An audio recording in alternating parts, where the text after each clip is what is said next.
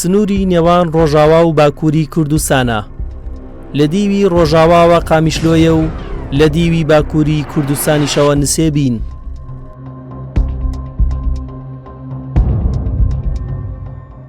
بە دیوارێکی کۆنکریتی لەلایەن حکوومەتی تورکیاوە جیاکراوەتەوە.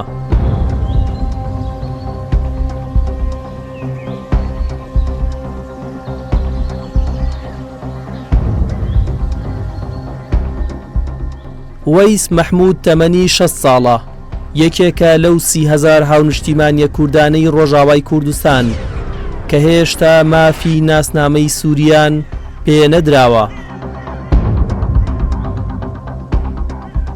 أيامه هين أحصاء ده منابع قدمان ونابع مناهض مكتومين بحضارة هنا، يعني إنه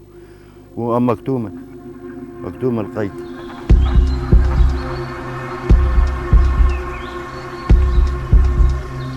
بەسەدان دۆنم زەویزاری کشتوکاڵی کوردانی ڕۆژاوای کوردستان بەر ئەم دیوارە کۆنکریتیە کەوت. سەرباری بێبەشبوونی لە ناسنامە ئێستا مەترسی کەوتووەتە سەر ئەو پارچە زەویەی کە لە باپیرانیەوە بۆی ماوەتەوە و بژێوی خۆی و ماڵباتەکەی پێ پەیدا دەکات.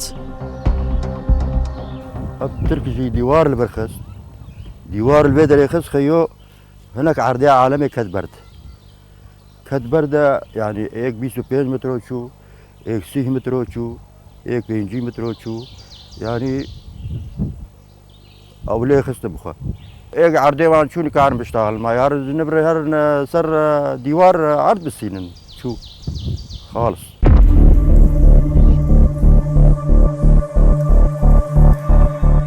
درێژی دیوارە کۆنکریتیەکە 911 کیلۆمەترە، لەسەر سنووری سووریا لێ دراوە، بەڵام بەشی زۆری دەکەوێتە ڕۆژاوای کوردستانەوە کە زیاتر لە 600 کیلۆمەترە.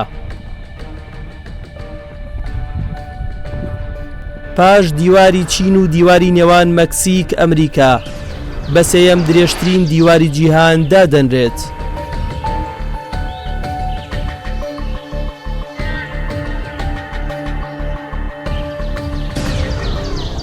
هەر یەک لەم بربەستانە 7 تەنە، 3 مەتر بەرزە و 30 سانتیمەتر ئەستورە.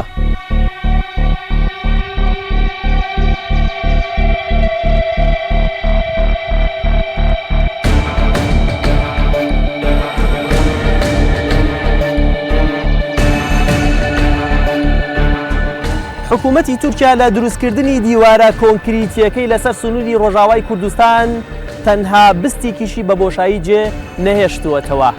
ئێرە خاڵی سنووری دەربەسیەیە، ئەو سایلۆی کە لە پشتی منەوەی هێزەکانی ئاسایشی ڕۆژاوای کوردستانی تێدایە.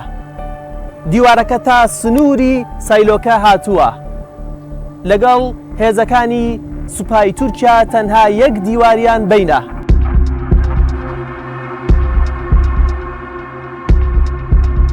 بە دروستکردنی ئەم دیوارە زیاتر لە 200 گوندی عفرین دابڕێنرا.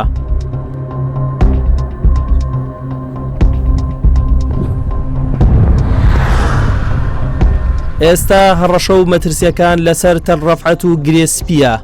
جموجوڵی گروپەکانی ئۆپۆزیسیۆنی نزیک لە تورکیا و خودی حکوومەتی تورکیاش دەستی پێکردووە.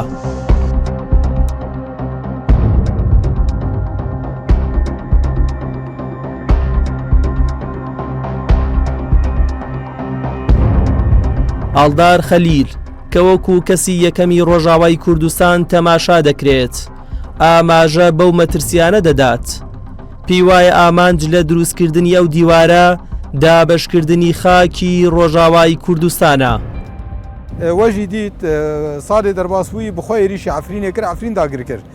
ئاناژی هەرمێندن تهدید دکە. دەولەتا ترک تەنێت ڕاگاندنێت وێت بێژە لێز دراستیا خۆ دەردەوێنە تەرۆریستن. ئەف دیوار ئەرمانجایەکی هەرمێن گۆخسنی دەست خۆم سۆگەر بکە، یعنی ji bo xwe bibe bike tabeê komara Tirkiye û hîna jî wê bixwaze deverên din jî bistîn, yani ew bi dest wê bê vê jî bike.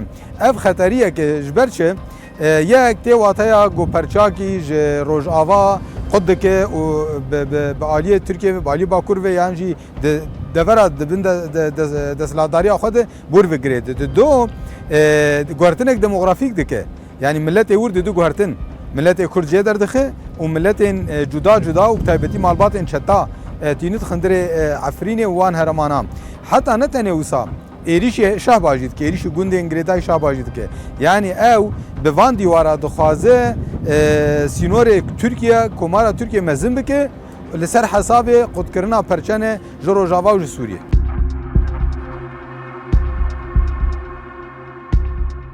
دروستکردنی دیوارەکە بۆ ڕێگرتنە لە جموجوڵی تیرۆریستان ئەمە وتەی حکوومەتی تورکایە بەڵام پێناچێت هەنگاوەکانی تورکیا لێرەدا کۆتاییان پێبێت. دیوارە کۆنکریتیەکەی تورکیا لە هەندێک جێگا بە جۆرێک هاتۆتە نێو خاکی ڕۆژاوای کوردستانەوە کە لە ڕێگا سەرەکیەکان نزیک بۆتەوە وەک ئێرە کە ڕێگای سەرەکی نێوان دربەسیە و ئامودایە. ئەوەی دەوترێت ئەمە قۆناغی یەکەمی کارەکانی حکوومەتی تورکایە.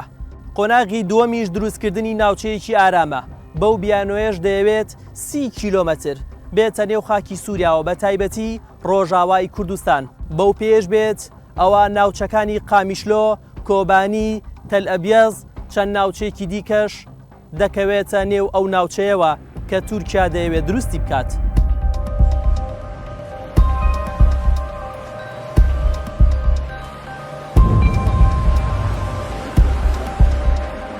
هاتوومەتە حەسەکە و دەمەوێت چاوم بە پارێزگاری ئەم شارە بکەوێت بەڵام بەهۆی ئەوەی بە خاڵی سنووری حکوومەتی سووریا نەهاتوومەتە ڕۆژاوای کوردستان ڕێگەم پێ نادرێت.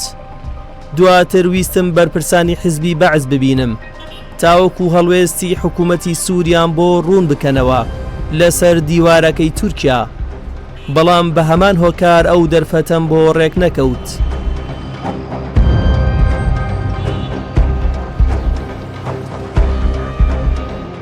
دوجار لە دەرەوەی چوارگۆشەی ئەمنی چاوم بە ئەحمەد درێز کەوت کە خاوەنی سەنتەری لێکۆڵینەوەی استراتیجیە. حکوومەتی سووریا لە ناوچەکانی ڕۆژاوای کوردستان ڕاوێژی پێدەکات. دکتۆر ئەحمەد هەڵوێستی فەرمی حکوومەتی سووریام بۆ دەخاتە ڕوو. ئەمریکا شەکەلت داعش ئەمریکا داعشی دروست کرد کەنداویش پڕچەکی کرد و یارمەتیداراییدا ئۆردوگانی شاوکاری لۆجستی و جوگرافی پێشکەشکردن. دواتر دەستی گرت بەسەر ئەو ناوچانە لە ژێرناونیشانی دژایەتیکردنی تیرۆر و درۆی تیرۆر. بەم شێوەیە هاتنە ناوچەکە لە دوو گۆشەوە وایە دژایەتی تیرۆر دەکەن و بەر بە دروستکردنی کاریدۆری کوردی دەگرێت لەسەر سنوورەکەی کەواتە دوو بیانووی هەیە بەڵام واقعی نین. ئەو خۆی پاڵپشتیکەری داعشەی تر چۆن دژایەتی دەکات بە دیواری ڕەگەزپەرستی دەیەوێت عفرینی سووری دابڕێ لەدایک. ئێستا بە دوای دروستکردنی ناوچەی ئارامدا دەگەڕێن لەگەڵ ئەمریکیەکاندا هەماهەنگی هەیە لەسەر ئەو بابەتە بەڵام کاتێک شەڕی ئیدلیب کۆتایی دێ ئەو کات بۆ هەموو ڕووداوێت قسەی خۆمان هەیە. حکوومەتی سووریا چاوپۆشی لەدەست تێوەردانی تورکیان ناکە. ئەگەر ئەو بڕیارە بمانگەێنێ بەڕوبەڕۆبوونەوەش لەگەڵ تورکیا ئەو کات محوەری بەرگریکردن هەمویان لەگەڵ سووریا دەبن. دەستێوەردانی تورکیا دەستێوەردانی داگیرکەرانەیە. ئەوە بۆچوونی حکوومەتی سووریا لە ڕاستیدا ئەو بۆچوونە ڕاست و دروستە. سووریا بەگژە و داگیرکاریەدا دەچێت بە هەموو شێوەیە جا بە بەرگریکردنی گەلبێ یان لە ڕێگەی سوپای عەرەبی سووریەوە بێ. هەر بەهۆی هەڕەشەکانی تورکیاوە ئەمریکا لە بڕیاری پاشەکشێکردنی تەواوی هێزەکانی لە سووریا پاشگەز بووەتەوە. بڕیارە نیوەی هێزەکانی لە سووریا بهێڵێتەوە بۆ پڕکردنەوەی بۆشایی نیوەکەی دیکەشی داوای لە چەند وڵاتێکی ئەوروپی کردووە کە هێز ڕەوانەی سووریا بکەن. مەبەست لێی ڕۆژاوای کوردستانە.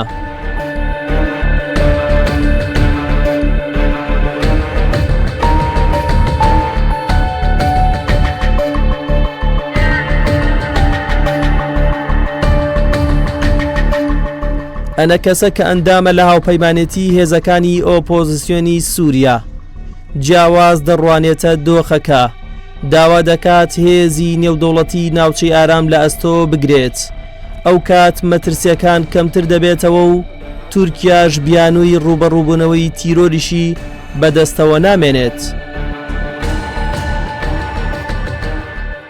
دوێ پێکهاتی وێ ناوچەیە ئەو خۆ ڕێڤەبەرێ ببنەوە راست اما ام ترسينا تشل السرما انه والله سبي قتشتن شي بندبيه محرمه ارام ده قلت ترك درباس بين وجهها يعني وي صاني وي نبتشي خرابه يعني فام ناخذن او تشتاق انا الى العفرين شي قلت في حرمه مجي بردوامك لفي اف نبتشي ارامي كتشي لفي امريكي لفي اوروبي تفضل هندري وي دبن سيوانك ناف دولتي دي فرنسي وبريطاني جي هولدن اوجي حاضر ببن وك لشكر هندري في نافشي دي حتى انا الماني هين وقت بيجي تشكا خندان يعني بسكريك الجماعه هي هولنديجي يلو دانا شنو انه اوجي ويحاضر بين دبي ارام دي بلشكري خويا لە نێوان 500 بۆ کیلۆمەترێک خاڵێکی چاودێری لێ جێگیر کراوە. سەرەوەی دیوارەکەیش تەلبەن کراوە و کامێرای چاودێری لێ دانراوە. 12 جێگاش وەکو دەرگا دانراوە تاوەکو هەر کات سوپای تورکیاویستی لەو دەرگایانەوە بێتە نێو خاکی سووریاوە.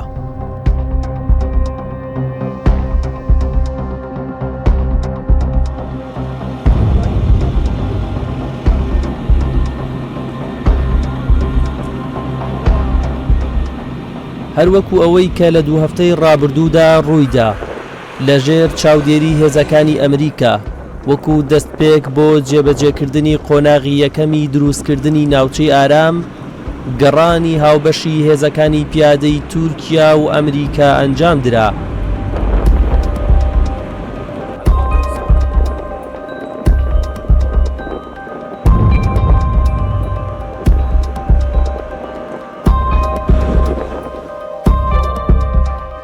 پاش 2 هەفتە لەو گەڕانە هاوبەشە ئێستا تورکیا نیگەرانە.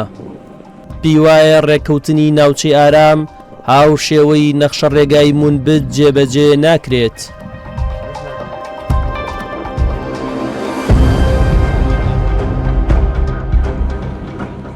Amerika Birleşik Devletleri'nin söylediklerini, açıklamalarını yakından takip ediyoruz. تا ئەو کاتی لەگەڵ ئامانج و مەبەستەکانمان گونجاو بن بەردەوام دەبین لە دانوستان و کاری هاوبەش. ئەگەر دواخستن هەبێت ئەم کارانە کۆتاییان دێت. ئامادەکاریەکانمان ئەنجام داوە هەر کاتێک پێویست بکات وەکو سەرۆک کۆماریشمان گوتوێتی خۆمان ناوچی خۆمان دەبڕین. پلانی بی و سیشمان ئامادەیە. لە نزیکەوە چاودێری ڕوونکردنەوەکانی ئەمریکا دەکەین. دەزانین پێشتر لە من بجووڕەقە چیان کردووە و نامانەوێت ئەوانە دووبارە ببنەوە.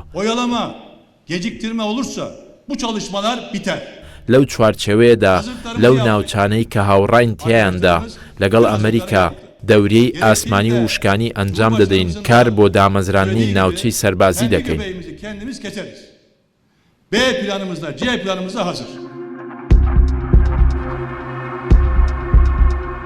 ئەو ململانەیی لەسەر ناوچەی ئارام دروست بووە کاریگەری ڕاستەوخۆی کردووەتە سەر بژێوی ژیانی خەڵک چونکە لەسەر ئاستی نێودەوڵەتی دڵنیایی نەدراوە بە هاونیشتیمانیانی ڕۆژاوای کوردستان.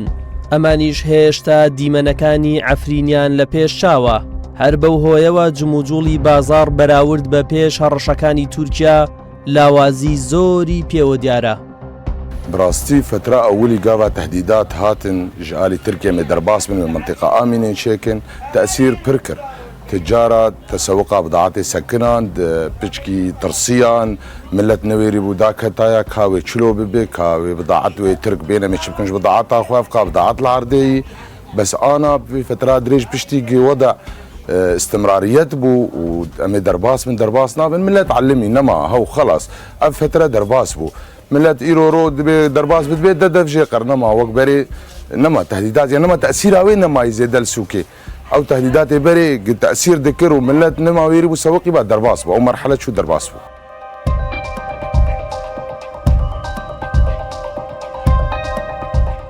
هێشتا ڕوون نییە ئەو ناوچە ئارامەی کە ئەمریکا و تورکیا لەسەری ڕێککەوتون بە قوڵایی چەند کیلۆمەترە. بەڵام ئەوەی کە تورکیا داوای دەکات 25 بۆ 30 کیلۆمەترە. لە پلانیدایە لەسەر سنووری ناوچەی ئارام کە خاکی ڕۆژاوای کوردستانە 1 ملیۆن ئاوارە نیشتەجێ بکات. ئەمەش بەلای کوردەوە جێگای قبوڵ نییە.